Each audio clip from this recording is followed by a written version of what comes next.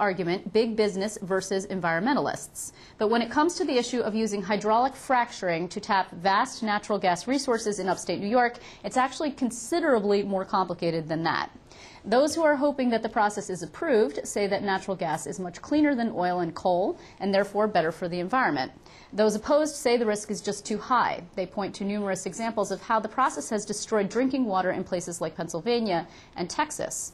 And then, of course, there is the economic factor. Some estimate that drilling could actually bring $2 trillion, that's T, trillion, worth of revenue to struggling communities in the Catskills, the Southern Tier, and Western New York. Joining me tonight to help put some of this into perspective are individuals who are representing both sides of the issue. I have David Gall in the studio. He is Policy Director for Environmental Advocates of New York, and his group played a key role organizing today's rally. And then joining us from Rochester is John Holko. John is a member of the Independent Oil and Gas Association. He's also the president of Lenape Resources, a natural gas and oil exploration company that is based in Alexander, New York, and that is about 10 miles south of Batavia. So, gentlemen, thanks very much for being here.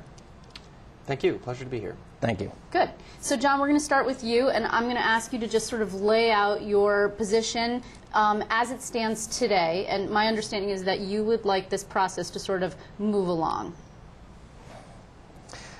Yeah, Liz, I think, you know, we've been at this about 3 years. The industry feels that the DEC has done a good job. The process behind the SGEIS and the GEIS and the regulatory structure in New York is very complex, and it's well done. I mean, New York is a very well-regulated state. So our position is enough's enough. Let's go ahead and move ahead.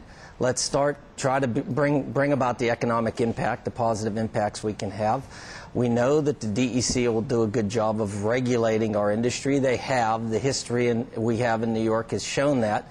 And we'd also like to, you know, allow the landowners in the Southern Tier and those areas where the people in Pennsylvania are getting substantial benefits to start to reap some of the rewards in New York. Okay, that's simple enough to understand. David? Yeah, I think we have a much different view, obviously. I mean, our view is the state is very much unprepared to allow hydraulic fracturing to move forward in New York. The Department of Environmental Conservation doesn't have the resources it needs to protect our waterways. We're not prepared to address drilling on the scale that is being contemplated at the moment. And I disagree with the contention that our regulatory framework is sufficient. We've identified a whole series of steps that could be taken to improve New York's regulatory structure. So I think we're unprepared, and I think we need to slow down and make sure we address this very cautiously. Hey, John, you know, it's interesting. Part of the problem in the DEC has been that there were these deep cuts, of course, deep cuts throughout the entire government. And it was the former commissioner, Pete Granis, said he thought that they were too deep and that the agency wasn't able to do its job, and he ended up getting booted over it. But what is it about DEC as it currently exists that makes you feel so confident in its capability of actually monitoring this? Well, I think, you know, my experience in New York, having been operating in New York for in excess of 20 years and in the business for more than 30 years, I think you have to realize that the DEC controls the activity. The operators in New York can't do any work without a permit.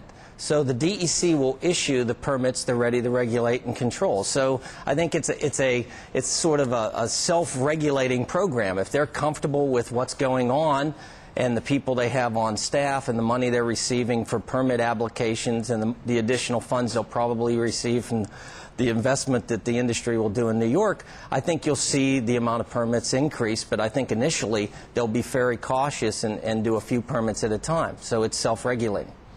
Well, I think I would take an issue with that. I mean, I think the scale that's being proposed, the number of permits that are being proposed for New York are on a scale that we've never seen before. We're looking at, you know, right now it's about 100 to 200. Wait, no, hold on. It's about 100 to 200 permits, and now we're talking about thousands of them. And so you know, the department doesn't have that ability. Go ahead, John. We're not talking about we're not talking about thousands. Part of the problem here is there's a lot of speculation comparing New York to Pennsylvania.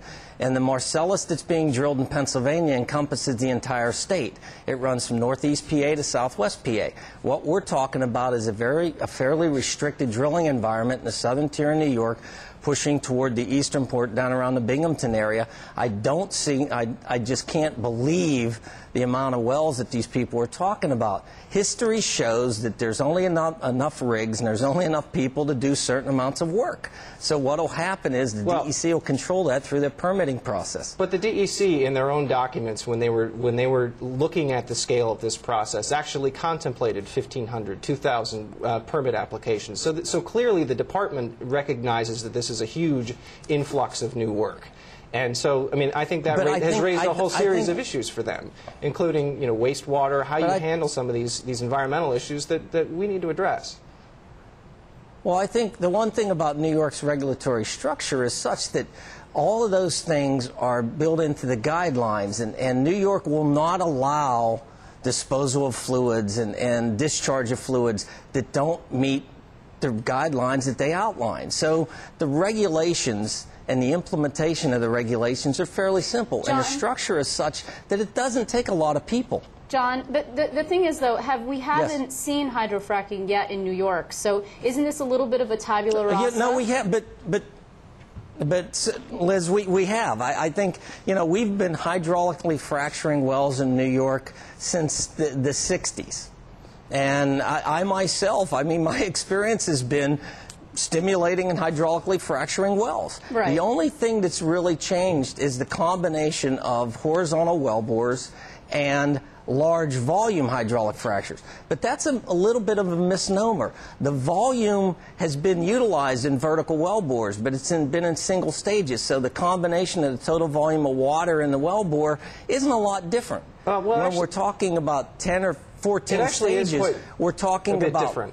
Okay. I mean, it actually is quite a bit different. Go ahead. I mean, I think the amount of water that's contemplated, and this is actually from the DEC's own documents. I mean, this is they're talking about a scale of millions of gallons of water used in a high volume horizontal fracturing process, as opposed to a much smaller amount, 80,000 something gallons. So, I mean, that's a big difference. I think there's some other big differences. Again, we could go back to the pace and scale of this as well, but there are a variety of differences, and we've never seen this as it's being contemplated in New York State. Okay, let me just ask a question here, John. I want to just shift it for a moment to the environmental impact. I mean, can you say with some certainty that people won't be, and I know that you're going to say that I'm going off the reservation here because it's very extreme, but that people won't be able to light their water on fire, for example, which is what scares the living daylights out of everyone when they see those videos, right?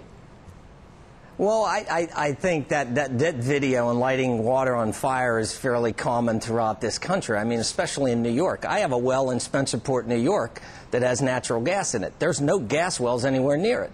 It just so happens that the water zone is essentially the same shale zone that a lot of the methane comes out of. So water and natural gas has been, it's been in combination in New York for a long time.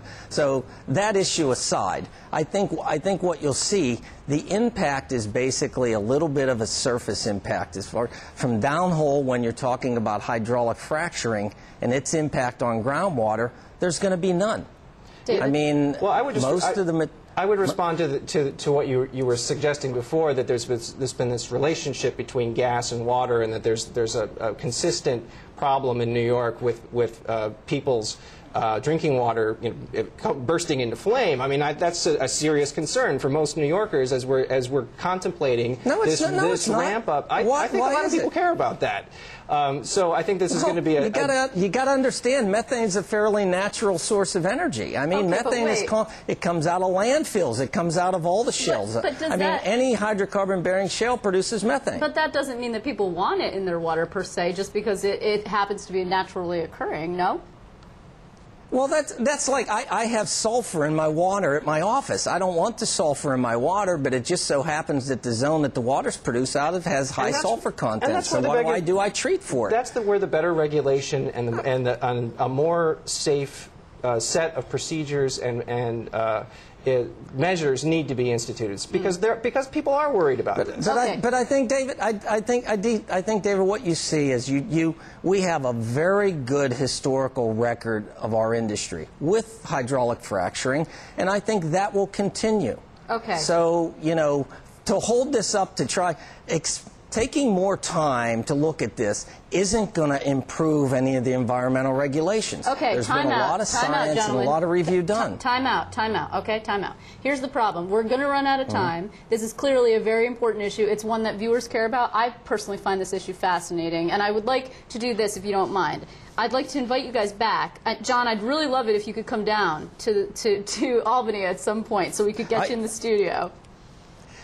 I didn't hear about it until a couple hours ago. Well, I know, and I appreciate you coming on, David. If you would come back, I appreciate it. So what we're going to do is have you guys both back, and I just want to note that, of course, we're waiting for the DEC to put out this study that is supposed to come out at this point sometime this summer. This is obviously a very emotional debate with a lot of details, and I would really love it if you guys came back. Unfortunately, we're going to run out of time. So hopefully, John Holko, thank you so much. You're going to let us know when you're back around in the Albany area, please. And David, thank you. I'll make it a point to come down. Please do, I'll David. Make it a point to come down. I'd love to discuss it. We would love to. David Gall, thank you. Thanks so much.